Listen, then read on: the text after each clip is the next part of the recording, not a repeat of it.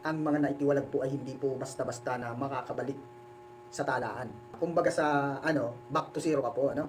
So kumbaga noon is marangya ang pamumuhay mo tapos bigla kang nasunugan.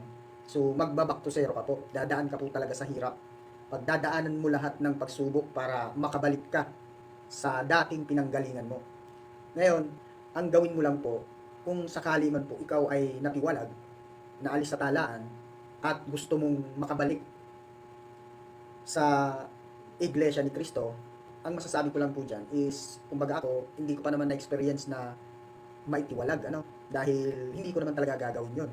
Ang pinakakailangan mo lang po talagang gawin dyan is dapat sincere ka po, na magbabalik loob. Kasi hindi po naman talaga ganun kadali yun. Na katulad ng ibang mga religion yan, na kapag itiniwalag, o hindi natin nga alam kung meron din silang pagtitiwalag pag aalis sa mga, kumbaga sa prutas, yung mga nabubulok, kinakailangang alisin para hindi mapamarisan o hindi madamay yung mga goods.